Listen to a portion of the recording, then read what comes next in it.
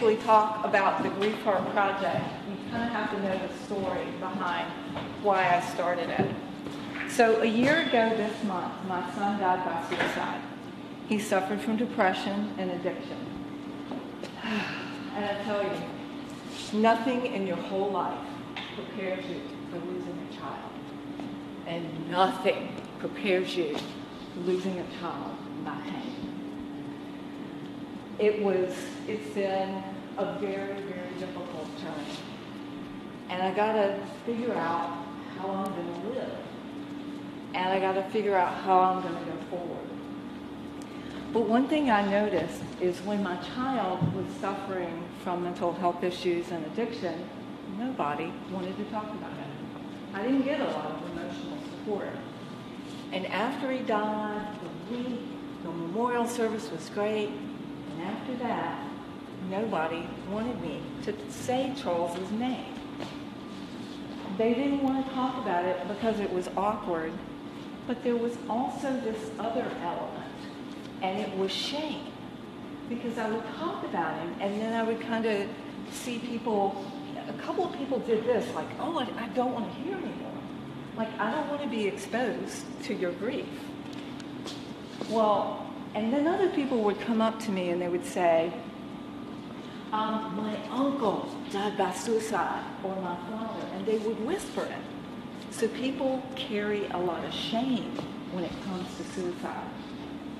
I am not ashamed of my son, and I didn't feel that way because he suffered from illnesses. Depression and addiction are illnesses. And he suffered in ways I can't imagine. And in reading his rap diary, he was a rap artist, and he was an accomplished rap artist. I saw how many times he felt suicidal. If you met Charles, you would have never guessed he suffered from depression. He was one of the most popular kids in school, and he was one of the funniest kids in school. And he won an award for stand-up monologue in Utah for the whole state. Teenagers are masters at covering up their depression. Why is that? 1, the shame. 2, the stigma. And what is that? What does that do to our families? That kind of not talking about anything creates more of a culture where children and youth will take their lives instead of telling you that they hurt and when they need help. So I knew what I needed to do. And I decided I was going to honor my son. So the first thing I did is I wrote a newspaper article for Richmond Times-Dispatch that followed up from an article I did in 2014. In this article, I honored my son, and I said I honored him. And I talked about our whole story, the good, the bad, and the ugly. I didn't think anybody would ever read this newspaper article. By the time I got home that afternoon, it had 10,000 shares. And to date, it has 23,000 shares.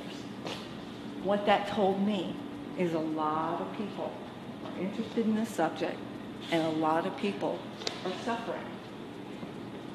Last time I talked to Richmond Times-Dispatch, it was the #1 article of this year. Then I knew what I needed to do. So it took me 6 months to write this article. And it was agonizing, heart-wrenching. There were days I would open that file and I would write that article, and I just couldn't do it. So it took me 6 months. Right before it published, I realized how writing was helping me in my grief journey. And I decided to start a blog at amos.com, and I called it Emotionally Naked. In the last 30 days, 70,000 people have been to that blog, and I started it in February. Again, that's how many people are hurting. I get letters all the time from young people that tell me something they read has helped them, and they've decided to go get help. So 6 weeks after I started the blog, I started the Thegriefheart Project. And it started off being about how I felt in my grief journey. Or it would be something about Charles, something he liked or something he didn't like. But then other people wanted to tell their story. So I had some moms say, you know, I've got this son and I want to tell my story. So I do a grief heart to honor that person that died by suicide. And many times it is the first story they have ever published about what happened to their loved one. So the Thegriefheart Project gives people permission to grieve somebody that died by suicide, that died from mental illness. That started to feel really good. I also will do a grief heart on some topic, such as on Memorial Day. I did one for all the soldiers who died from internal battles, also known as suicide. So in doing this and getting those letters, I am giving back. And when I get a letter from a young person, I get 1 to 3 a week. And the project is literally saving lives. When Lauren logged into my site and she read the final 48 hours, another article I didn't think anybody would ever want to read, she said, "You changed my mind. I never knew it from that point of view." So I would love for you guys to go to animals.com and share these grief hearts and share articles, because they are reaching the young people and they are reaching the moms and the dads. I've been a mental health advocate for 6 years, and it's been swimming upstream the whole time. Now I'm feeling like there is change, like Lauren mentioned earlier. I feel like there is so much going on now. And I feel empowered, and I feel finally I'm allowed to have my grief. And because I think that I'm giving people the opportunity to be open about their grief. They get permission. They can tell their stories. They can share their memories. Because I am proud of my son, Charles Rogers. I am proud that he lived till 20, because I've seen the rap diary he left. And I can see that he was suicidal more than once. And I share some of his music, and I can't share all of it at once, because sometimes I have to hold on to it. Because it's mine for a while, and then I have to share it. Because the young people in particular really connect with that.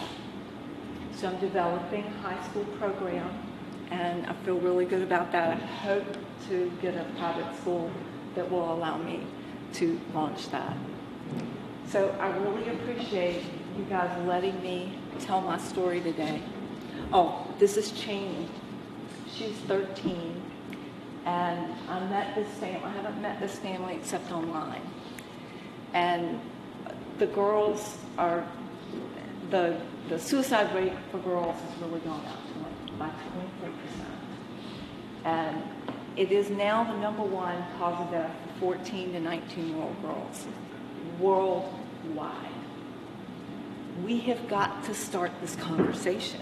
We have got to let other people know they are not alone.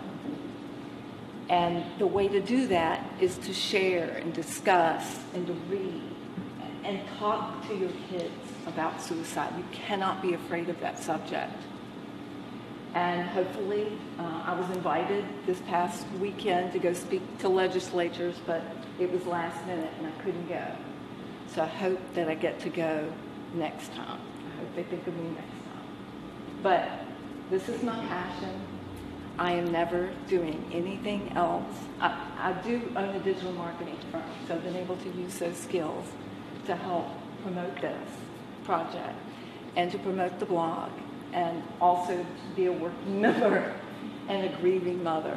And I have to say, this last year, I couldn't have done it without my family and friends and the support I've gotten in Richmond. It really is a very special place, and people have been very open and accepting of my message, and I can't do this alone.